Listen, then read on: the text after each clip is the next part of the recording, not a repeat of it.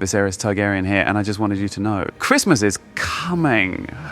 All right, hello YouTube. Welcome back to the Grease Goblin YouTube channel. Today's video, we are going to be doing the Grand Northern Conspiracy. This is a video that is pretty much going to encompass multiple videos that I've already done on this channel, especially for this event. So I would go back and watch those if you haven't, because this is really going to connect into Robb's will. It's going to connect into the Battle of Winterfell, a lot of our politics going on in the North. It kind of takes a lot of these bigger theories and it just smushes them together. And looking at all of these different players in the North and trying to put them into one plot line that makes sense. It really encompasses the idea of how the North really does not like the Boltons and Freys, regardless of what their other motivations are. That's really the central theme of everything. And this is also not even just a Northern thing, right? This is going to also link to the Riverlands, remembering that Robb's kingdom did encompass the Riverlands as well. So it's going to talk about that as well. And there's a lot to explore here. I'm not going to hit everything in the fullest of details. So again, if I leave something out that you think is valuable to the argument, put it in the comments. I just personally am trying to upload every day. I can't give every little detail, every quote you can possibly do. I'm going to have a source linked down in the description. If you want to read the fullest theory, I believe this is the original source. This is the one that came up first for me. It was on the wiki. It's a great read. It's 7 different articles kind of put together and smashed together. So really awesome source. Check out the original author who did it. Great read. I spent about 45 minutes just going through it and just trying to refresh myself on all the different notes. But let's get into it. So the main part that we have to look at here is that this theory, or at least the one that I am the most familiar with, argues that Jon Snow is the character that is destined to be the King of the North.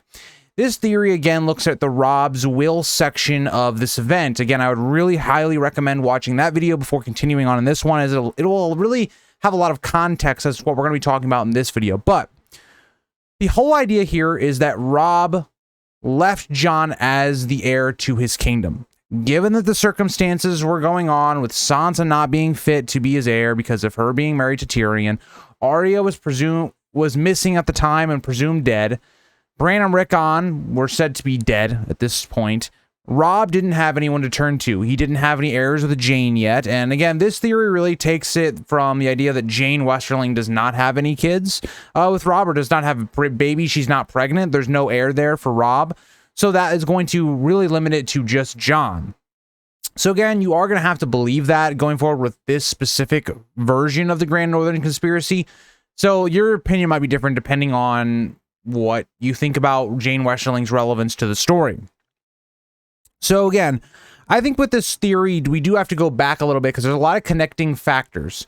So one part of this that I really think is relevant is that Galbert Glover's younger brother, because he is important. He's at White Harbor right now with Wyman Manderley. He's a very significant figure for a couple reasons.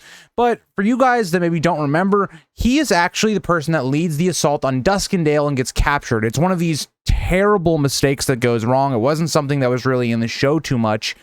But really, it's where Robb loses a third of his foot soldiers. He has a major lord that is taken. And so that leads to a pretty big loss for Robb in A Storm of Swords. Now, this is prompted by Roose Bolton. Now, this is going to come back because it's very relevant to our characters and kind of putting all of this information together as to all these pieces, right? Us as the readers, we know all these things that the Boltons have done. But a lot of our factions don't. A lot of our factions have bits and pieces of information that once all that kind of comes together, you sit here and go, okay, not only did they participate in the Red Wedding, but they also did so many other things that prompted the downfall of Robb's campaign even before it got to the Red Wedding. And so that's very relevant as well to look at all of these different factions that for the most part of the story have been kind of spread out. But now because of Roose bringing all of these soldiers together to face the threat of Stannis, all of these lords together, they're going to be able to share some of this information they're learning, right? And so that's what we're going to kind of talk about a little bit as well as we go further into this theory. But let's go back a bit to the Riverlands. So the Riverlands is very relevant given that Robb's will was in the Riverlands the last we saw it. Now, something else to note is Mage Mormont and then also Galbert Glover, they were sent to go to the Neck. They were sent to go see Howland Reed, try to get Robb's army to maneuver around and take Moat Cailin. Now, we know that doesn't end up happening because of the Red Wedding. So, where did these two figures go? They're very important, knowing that they know what Robb's plans were, right? One, they knew what his strategy was going to be going forward in the war to take back the North. But two, they also would have had a vital information in knowing what Robb's plans were if he died. That's significant, seeing as though he died. So there's quite a lot of theories on to actually where they are. I think the main leading theory, the one that this specific theory kind of goes into and leans into, is the one that I personally agree with, is that they are now with Howland Reed. They've been kind of playing in the shadows a little bit because right now there's just not a time to strike. The North is not nearly unified enough. There isn't this rallying force yet. That tide has not switched yet. It's starting to, right? And that's kind of the stuff we're going to talk about. But if they had just come out and said, oh yeah, Jon's the heir, that's what Robb wanted, who's going to back them? Like, they just don't have the backing yet because of the Tullys being taken out of power, because of Starks for the most part being beaten down, and all these bannermen having to play false loyalty to the Freys and the Boltons because of their kin that are captured at the Twins. So it's just not the time. I think that is why, as we went forward with Feast and Dance with Dragons, we didn't get any of these characters. We didn't get anything about the Robb's Will stuff because it wasn't the right time. And now, as we're going into Winds of Winter, this is going to be the perfect opportunity for these characters to kind of make their move. Now, that's an element of it, right? So this other element kind of begins with, okay, now that we know, right? Galbert Glover knew where his brother was going. After the hostage switch happens with Kevin Lannister's son, I think it's Martin Lannister. This is the Lannister I believe they use in the show that ends up dying. That isn't what happens in the book. Martin Lannister is used to get back Galbert Glover's brother in a trade after Duskendale. So we know that his brother ends up going back to White Harbor on a ship. Now, the question is going to be, this is the way the theory goes with it, is how many people have Mage Mormont and Galbert Glover told? And or Howland Reed? Like, how many people have they told about Robb's will? Because given this theory, right, you have to make a couple leaps. Like, we don't have a ton of supporting evidence, right? There's a little bit of stretches here, but it's interesting to think about because you can kind of recontextualize everything that actually happens within the story, especially in a Dance with Dragons in the Northern plot. So, given that White Harbor is fairly southern, it's not too far away from the Neck and where Howland Reed would be, did Galbert tell his brother what's kind of going on? Like, has there been any communication there? But then the other part of it is, but has Mage told any of the other Mormonts? Because we know Alysanne Mormont is actually a very significant figure when it comes to the Stannis plot. She actually leads a force that ends up capturing Asha at Deepwood Mott. So there already seemed like a plan, again, to take out the Ironborn. That was the first part of Robb's plan. And we know that directly after the Red Wedding, there begins to be attacks from the Krennicmen on Moat Cailin. Like, by the time Theon actually arrives at Moat Cailin, the men are dying. They are kind of really hidden, trying to stay away from being shot by these poison arrows and such. So the question kind of goes to, okay, was this prompted because of information they were being given? Again, if Mage Mormont and Galbert Glover are telling him, hey, you should be doing this. This is what Robb wanted. This was one of his last commands, and that's what his plan was. That's very possible, right? I think that could be likely. That's why it's happening. But another part of this is, okay, we got to get rid of the Ironborn, so we already had a force at Deepwood Mott. How did they know that Stannis was going to be going to Deepwood Mott? Like, his army basically goes off the map after leaving the wall. Like, nobody knows where he is until he gets to Deepwood Mott. Like, Asha, for instance, didn't know, right? Like, she knew that they were probably going to come for her at some point, but she didn't know it was going to be Stannis. She thought it was going to be the Boltons or some Stark bannermen. That wasn't the case. So was this Mormont force, led by Alysanne, already there, like waiting? And were they originally going to try to retake the castle to begin with? What's up with that? And so it all seems very suspicious, because if Mage had then told Alysanne, or she's been in contact with her family, this would make a lot more sense because they would have been planning to get rid of the Ironborn from the north. So that's kind of where this theory kind of starts with that part of it. Now, the other part of this is that, okay, possibly Lady Stoneheart actually has Robb's will. Given that maybe it was actually taken to the twins, maybe Stoneheart finds the physical will and she is going to maybe deliver it to Howland Reed or the Neck or whatever. And that's going to be kind of this symbolic thing where Stoneheart kind of allows Jon to become king of the North. Maybe that would be a decent payoff outside of just giving him the crown, because I don't think she's going to be alive long enough to do that. But that's kind of where this theory goes, where maybe Stoneheart is involved with that, while also being actually a major player when it comes to the politics of what's going on. Because we have this kind of hooded figure that seems like has been involved in these murders in Winterfell. And one of the leading theories that this theory, and this author specifically looks at, is the idea that Harwin is this person.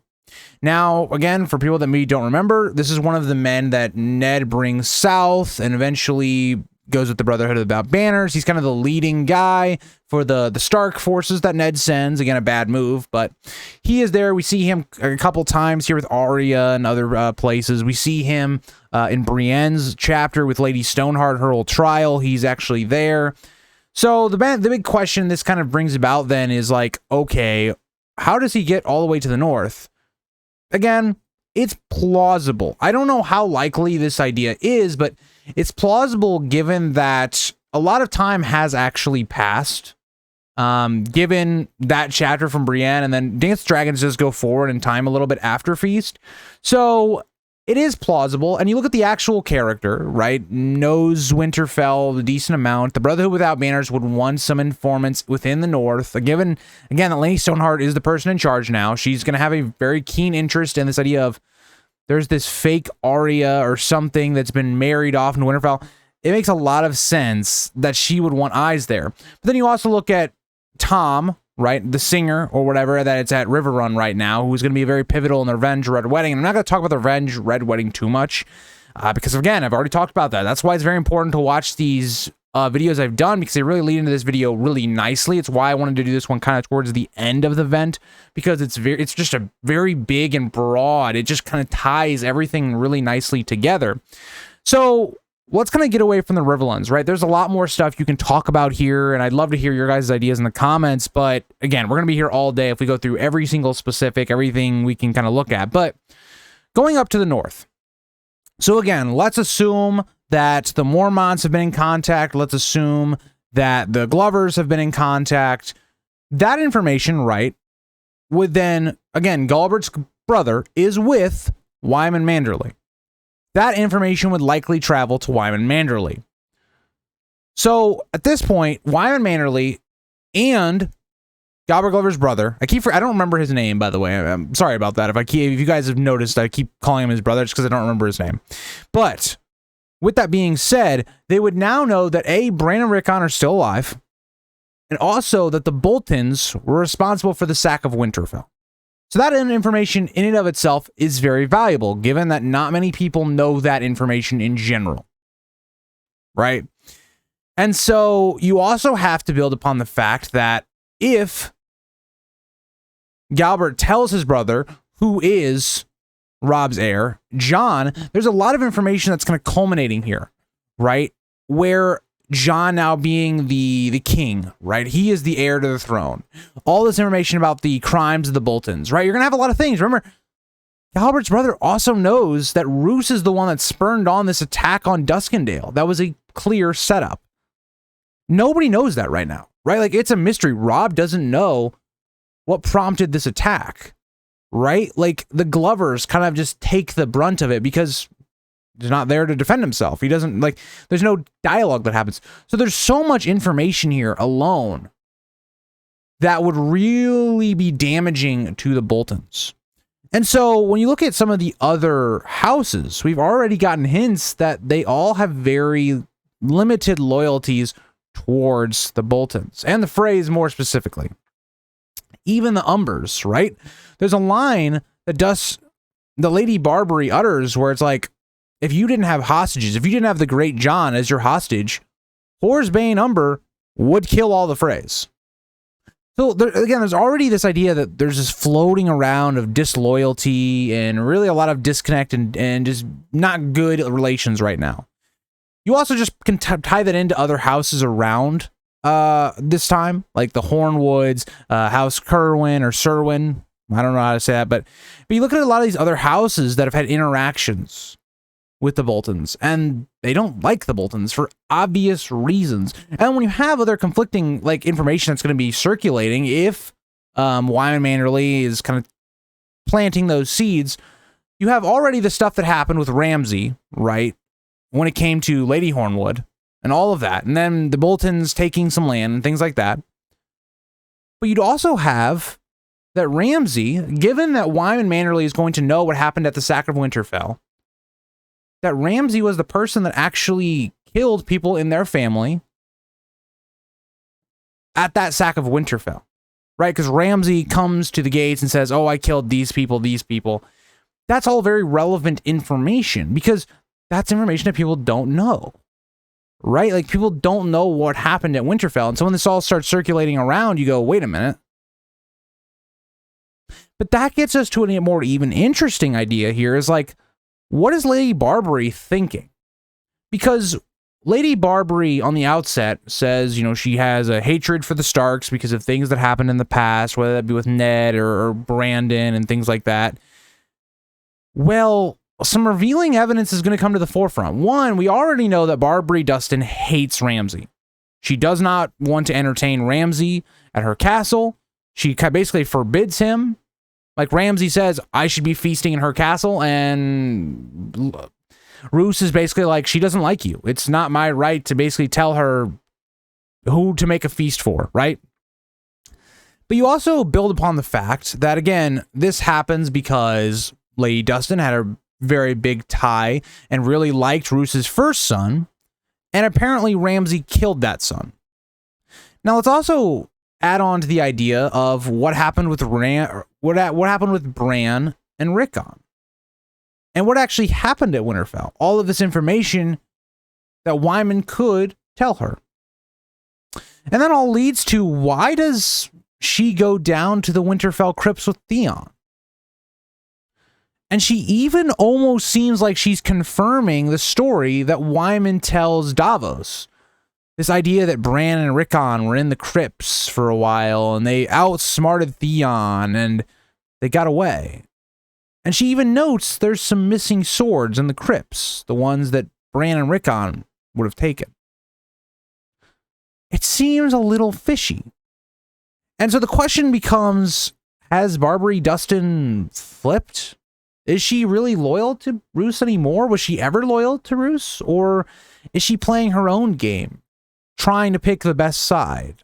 Because on one hand, she has a lot of motivation to support Roose.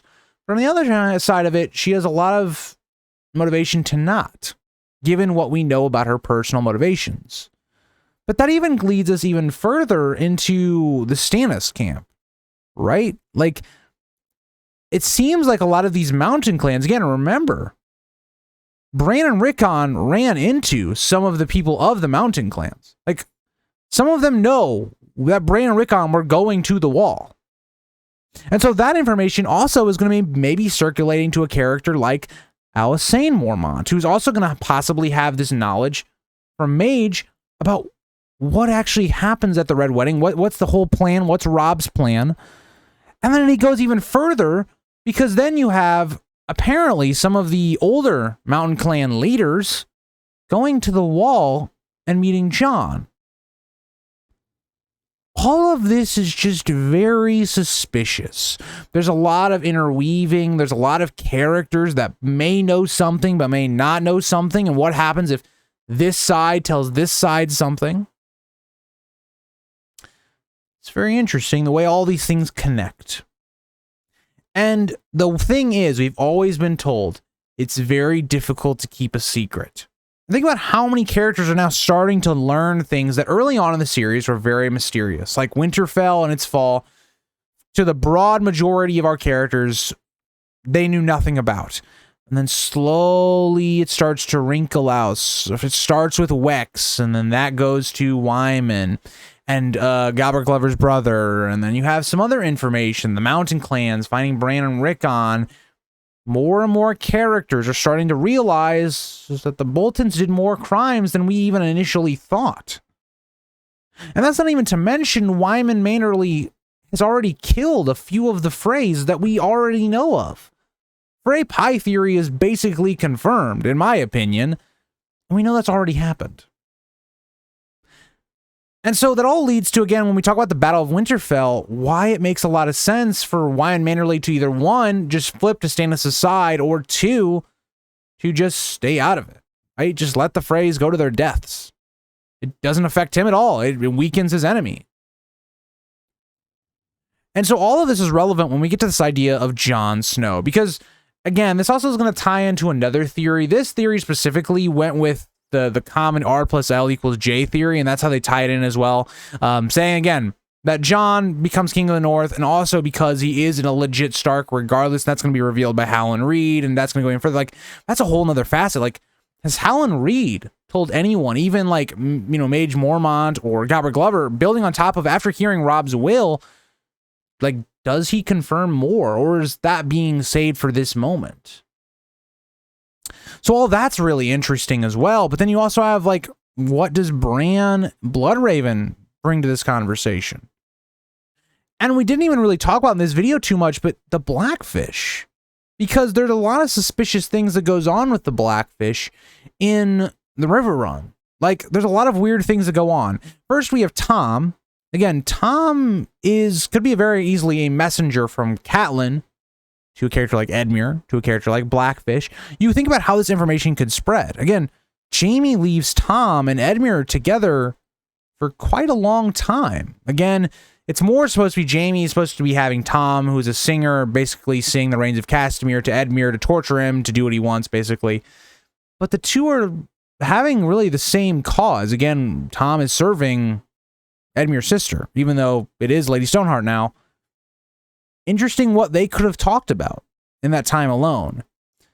And then we see that Edmure gets to speak with Blackfish and is the one that helps him escape.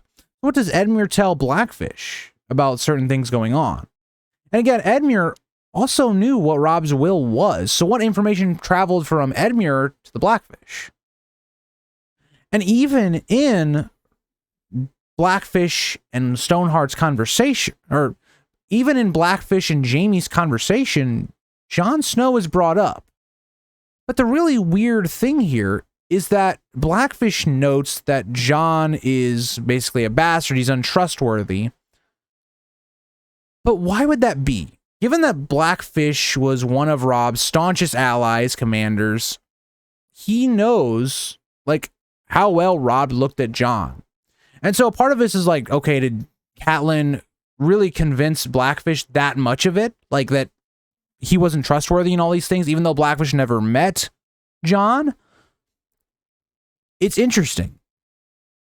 Is there going to be some sort of change of heart? Well, because you would assume Edmure then tells Blackfish who the heir is, or because I don't know why Edmure would keep that to himself.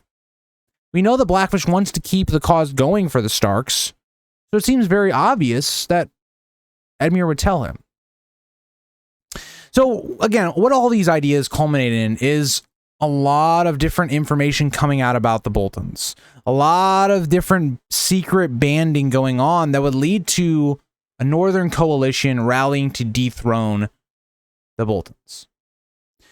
And again, I didn't really even talk about a lot of the things presented in the deep study of this subject that I have in the description, so I definitely would check that out if you want to get more into this. I didn't get fully into it. I covered a lot of the broad main points. I just don't have time to go through all of it.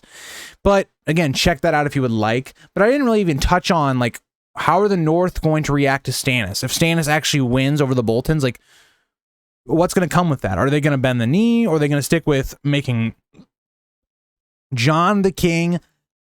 And that's going to be interesting, because I don't think they're going to really bow to Stannis, right? I think they're using Stannis really as a tool to help them use his forces to take out the rest of the Boltons. But thank you guys all for watching, and I'll see you guys all in the next one. Bye, guys.